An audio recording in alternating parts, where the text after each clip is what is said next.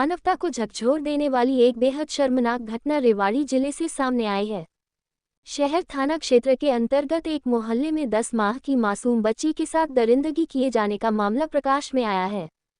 घटना की जानकारी मिलते ही पुलिस ने तत्परता दिखाते हुए एक युवक को राउंड अप कर लिया है। प्राप्त जानकारी के अनुसार आरोपी युवक ने नन्ही बच्ची के साथ मानवीय कृत्य को अंजाम दिया। परिजनों को जब घटना का पता चला तो इलाके में हड़कंप मच गया। बच्ची को तुरंत मेडिकल सहायता के लिए अस्पताल पहुंचाया गया, जहां उसका इलाज जारी है। घटना की सूचना मिलते ही शहर थाना पुलिस मौके पर पहुंची और मामले की गंभीरता को देखते हुए जांच शुरू कर दी। पुलिस ने एक युवक को हिरासत में लिया है। मौके पर खुद डीएसपी डॉक्टर रविंद्र सिंह भी पहुंचे। उन्होंने बताया कि मामले में सभी पहलुओं की गहनता से जांच की जा रही है और दोषी को किसी भी सूरत में बख्शा नहीं जाएगा। 1 महीने के अंदर ही चालान पेश करके कोर्ट में फास्ट ट्रैक के तहत केस चलाया जाएगा। कानून के तहत सख्त से सख्त कार्रवाई की जाएगी।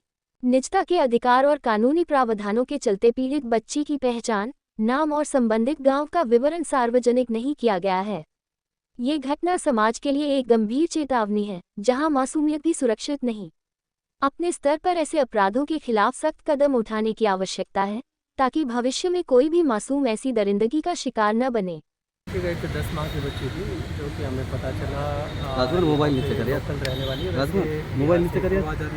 और इस युवक ने, जो कि लगभग 40 साल का है, उसके साथ कोई अप्रिय घटना को अंजाम दिया, जिसमें मौके पे पहुंच के हमारे एफएसएल टीम वहाँ पे पहुंची। मौके से जो भी सबूत वो कलेक्ट किए और बच्ची को मेडिकल में अभी भर्ती करवाया है। और अभी जो आंतरिक जाँच है बच्ची की वो की जा रही है। अल्ट्रासाउंड वगैरह होंगे और उसके बाद जो इंजरीज वगैरह वो कंफर्म हो जाएगी।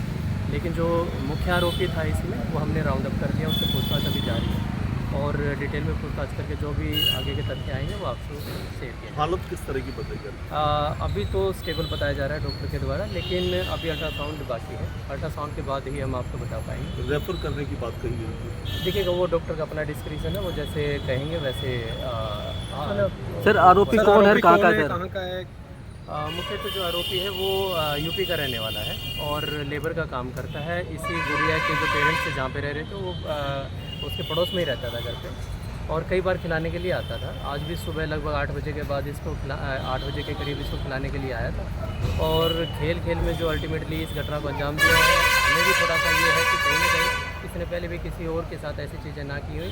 तो लोकल जो जहाँ पे ये कॉलोनी है, वहाँ पे लोकल भी हम पुलिस के द्वारा एक बार वहाँ पे सर्च करवा रहे हैं कि किसी तरह से कोई या फिर घटना इसने पहले भी अंजाम ना दी। सर कहीं ना कहीं बेहद शर्मसार करने वाली घटना ये सामने आई है। जी, देखिएगा, ये समाज का एक ताना बाना है, भाईचारा है कि अल्टीमेटली लोग आपस में एक ही छत के नीचे भी और एक ही कॉलोनी में भी रहते हैं। किसके मन में किस तरह से कैसी भावनाएं जगती है, इसको कहना बड़ा मुश्किल है। लेकिन अपराध के अनुसार जो अपराधी की सज़ा होगी, हम पूरी कोशिश करेंगे कि इसको बिल्कुल संगीन अपराध है ये, बिल्कुल उसके हिसाब से इसको सजा देगा। सर बताइए, विचार जैसे रेफर सुबह 9 बजे कर दिया था, कितने घंटे हो, पुलिस अपनी कार्रवाई में ढील बरत रही, आरोप लगा रहे हैं इस तरह के परिजन। देखिएगा, इसके बारे में हमारे पास CWC चेयरमैन है, वो बताएंगे। सर इसी तरीके से एसपी साहब के भी आदेश बता रहे हैं कि 1 महीने के अंदर सजा दिलाने तक की बात है। जी बिल्कुल, ये बिल्कुल हम इंश्योर करते हैं कि 1 महीने के अंदर इसका चालान देंगे और फास्ट ट्रायल पे इसको चलाया जाएगा। हमारे जो CWC के जो चेयरमैन हमारे साथ ही थे, अभी तो हमारी बात भी होती है, इसको जितना रैपिडली जितना फास्ट ट्रैक करवा सकते हैं उसको करवा के इसको जो आरोपी है उसको सजा दिलाएंगे। Thank you. इस तरह की शर्मसार करने वाली घटना क्या कहेंगे इसके लिए? देखिए, ये बहुत ही शर्मसार करने वाली है और मैं कहती हूँ कि इसमें हम सबको अपनी अपनी भूमिका बहुत अच्छे से निभानी चाहिए, क्योंकि इतना छोटा बच्चा ना तो स्वयं जाकर कोई किसी अपराधी को आमंत्रित करता है। ऐसे में अगर कोई इस तरीके की जघन्य घटना को अंजाम देता है तो उसके लिए हम सब समाज के लोगों को सचेत होना पहले बहुत आवश्यक है।